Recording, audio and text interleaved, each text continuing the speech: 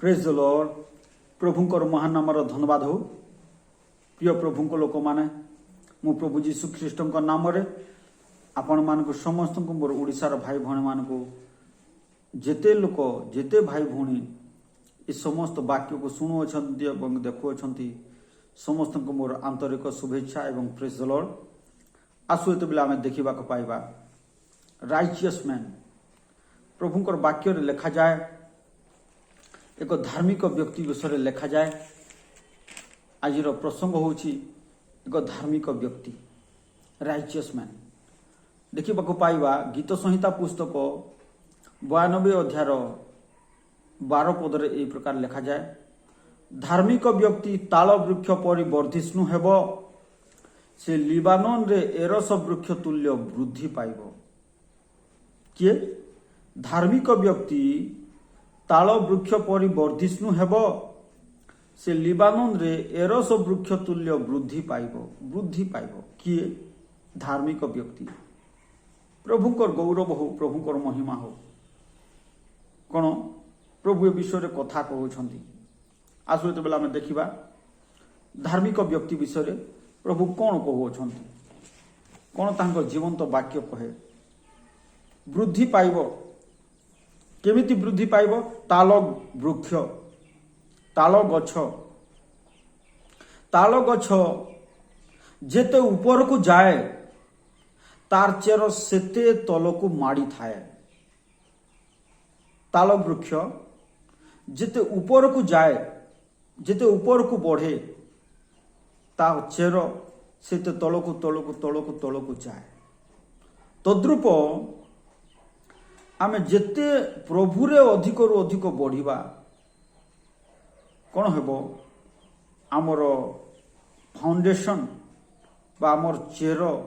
सेते स्ट्रॉन्ग होई रहिबो। तो प्रभुंकर वाक्य लिखा जाए धार्मिक लोक ताल वृक्ष परि वर्धिष्णु हेब। ए ताल वृक्षर उदाहरण काहेकि देले प्रभु? कारण ताल गछ सहजरे कौन तले पड़े ना, जेते झड़ बतास पानी पवन आसले मध्य काहेकि तार चेर बेसी माटी तल को जाई थाए और से गछ मजबूत होई थाए। पवन को भी सहयोग करि पारे, तूफान को भी सहयोग करि पारे, कौन विभिन्न प्रकार बात्या को मध्य से सहयोग करि पारे। आउ से लिबानन रे एरस वृक्ष, ए लिबानन एटा होची आमर देशर नुह, एटा होची इस्राएल अंचलर एक स्थान। से स्थान रे एरस वृक्ष बोली एक वृक्ष अछि। से वृक्ष मध्य अति शक्तिशाली वृक्ष। से वृक्ष मध्य सहजरे भांगे नहीं, सहजरे पड़े नहीं, सहजरे तार पतन हुए नहीं। तद्रूप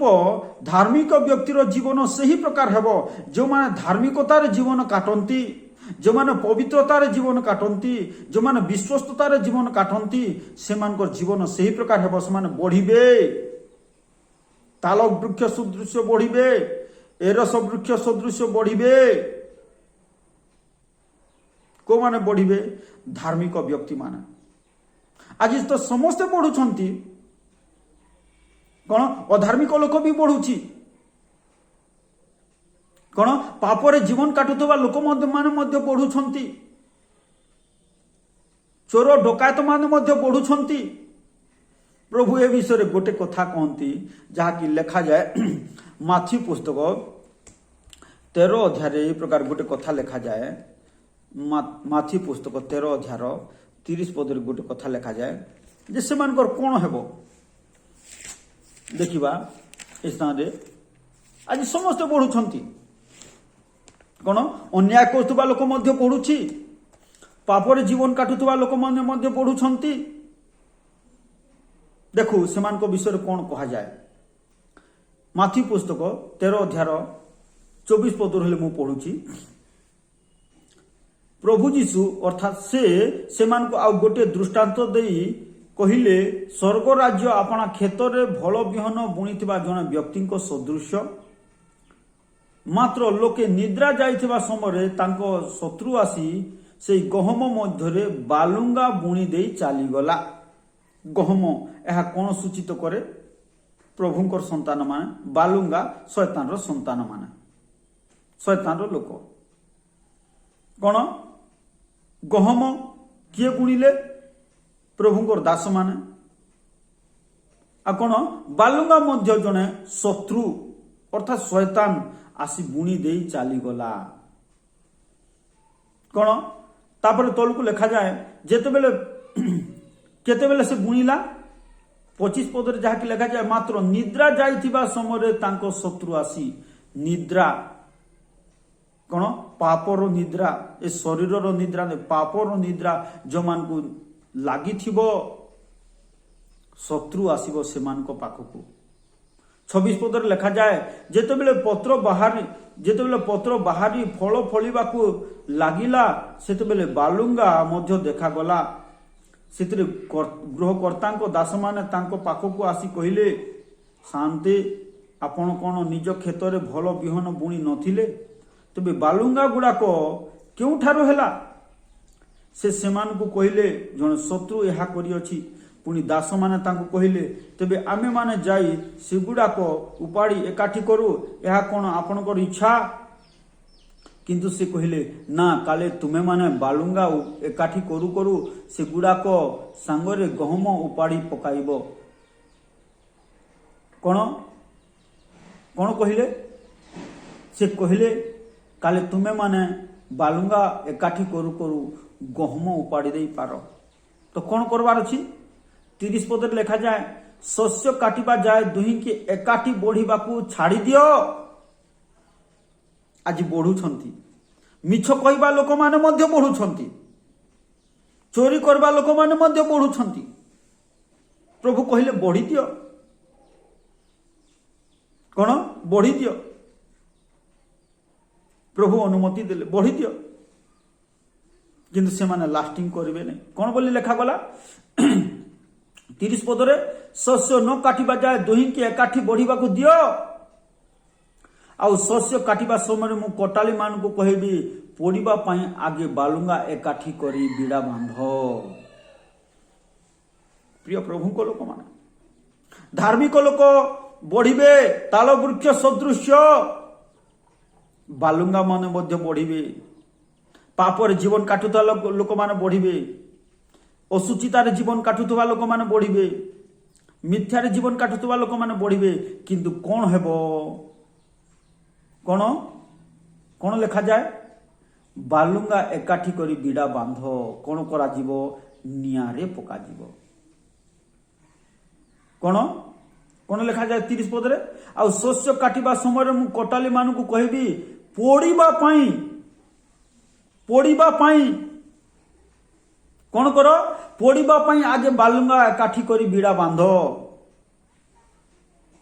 कौन नरकरे पड़ीबा पाई नरकरे पकाइबा पाई ए मिथ्यावादी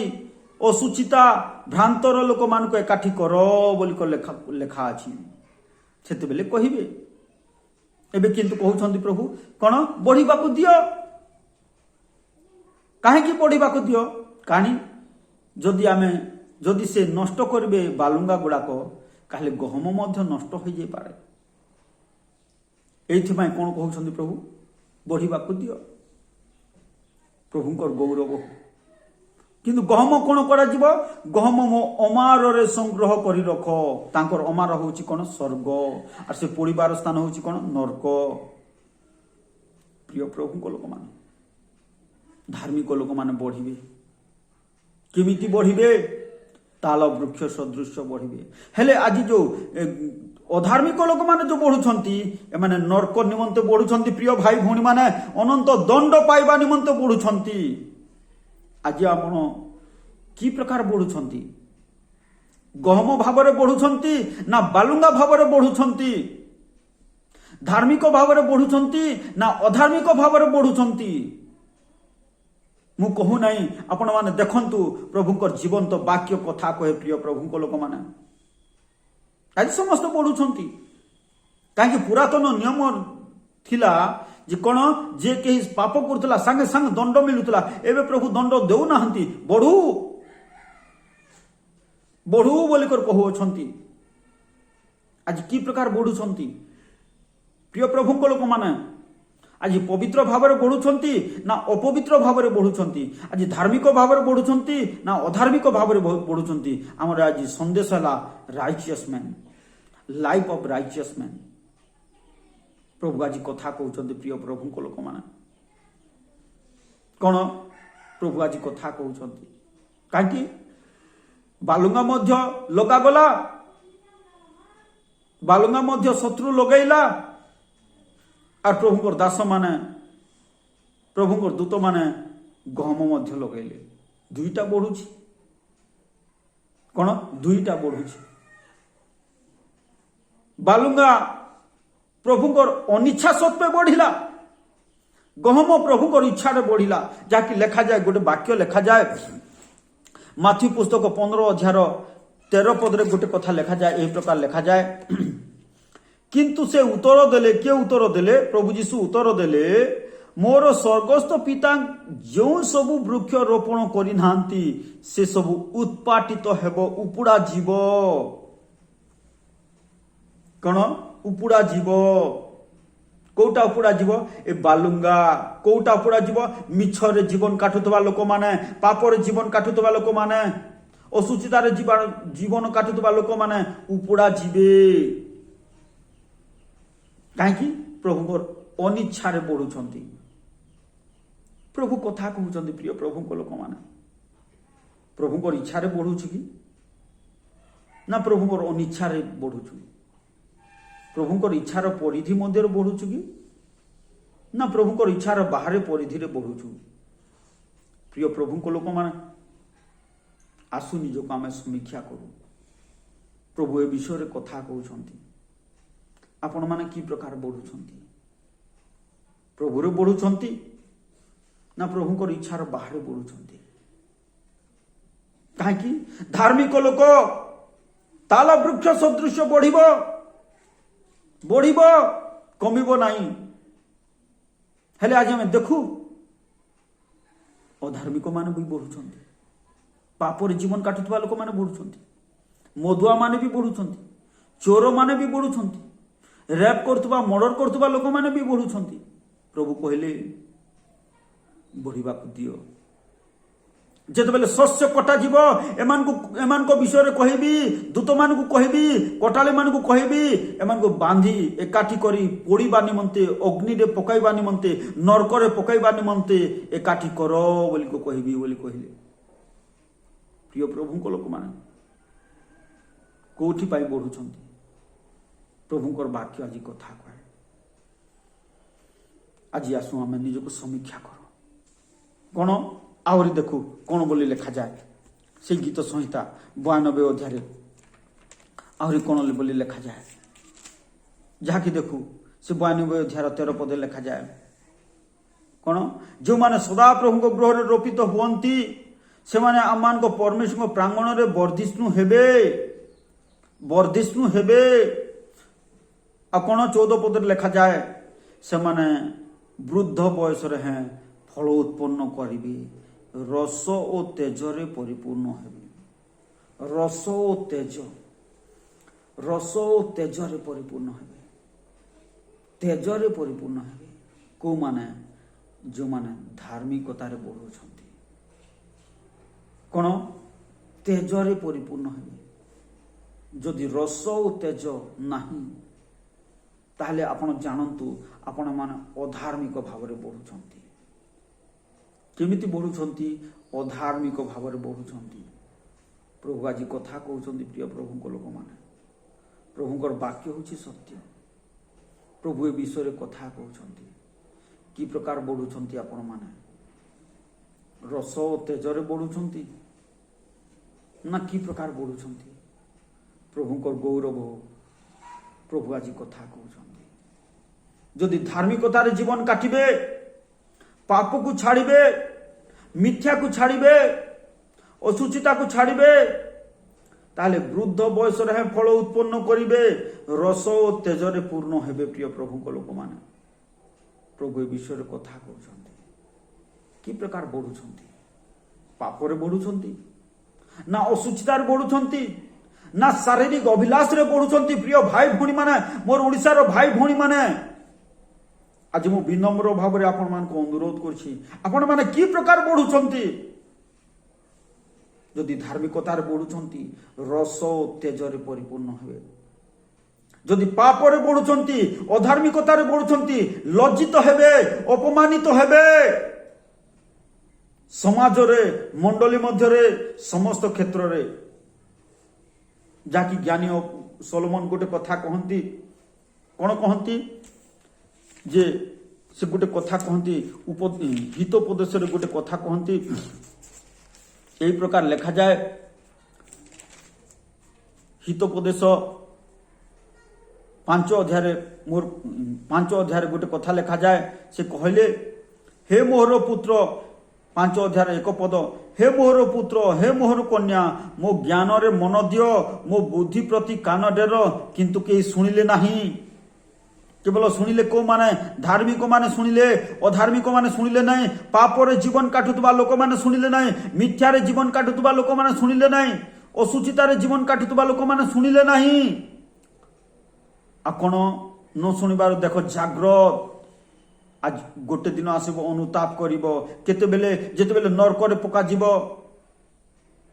जेते बेले पोड़ीबा पाई बालुंगा गुड़ा को एकाठी करी पोड़ीबा पाई एकाठी करा जीवो सेते बेले कहिबो कोन कहिबो 11 पद रे लिखा जाए हितोपदेश 5 अध्याय 11 पद रे लिखा जाए कोन कहिबो बोली लिखा जाए आ तुम शेष अवस्था रे जेते बेले तुम मांस शरीर क्षय पाए तुमे के जाने विलाप करिबो आ कहब मु उपदेश किपरि घृणा कली पुणी मोहर मन अनुजोग को किपरि तुच्छ कला एते प्रभुंकर दास माने आसिले शिखैले एते वाक्य शुणिली एते दास मान ठार शुणिली कि प्रकार अनुजोग को मु घृणा कली तुच्छ कली 13 पद लिखा जाए मु अपना शिक्षक मान कथा शुणिली नहीं पास्टर प्रदीप सिका एते बुझाई कर कहले मु शुणिली नहीं जो माने मते शिक्षा देले से मान को वाक्य प्रति अपना कान डेरिली नहीं 14 पद लिखा जाए कौन है मु समाज मंडली मध्य प्राय सर्व प्रकार दुर्दशा रे पड़िली कौन है सर्व प्रकार दुर्दशा कोठी समाज रे सोसाइटी रे एवं मंडली रे प्रिय प्रभु को लोक मान कहीं से दुर्दशा रे जीव प्रिय प्रभु को लोक मान कौन कर धार्मिकतार जीवन काट रस तेजरे परिपूर्ण हो आज जदि धार्मिकतार जीवन काटिब रस तेजरे परिपूर्ण हेब अधार्मिकतार जीवन काटिब प्रिय प्रभु को लोक माने ताहले कौन सर्व प्रकार दुर्दशा रे पड़िब प्रभु आज कथा कहते कहीं से दुर्दशा निकट को जीव आज जान प्रभु को विश्वस्त भाव में प्रभु रास्तार चल धार्मिकतार जीवन कट रस तेजरे प्रभु परिपूर्ण करेंगे प्रभु ये अल्प वाक्य द्वारा आम समस्त को आशीर्वाद करंतु आसु चक्षु बंद करवा प्रार्थना करवा मंगलमय परमेश्वर राजा प्रभु धार्मिक माने ताल वृक्ष सदृश वर्धिष्णु हेबे यह जेपरि आमे बुझी पारिबो आज मोर ओडिसार भाई भूणी माने बुझी पारिबे एक वाक्य द्वारा समान को कथा को बुझीबा को सहाय्य करो धन्यवाद परमेश्वर बापा निश्चय प्रार्थना शुणुच धन्यवाद होछु जीशु प्रभु तुमरे नाम रे प्रार्थना करूछु amen praise the Lord thank you.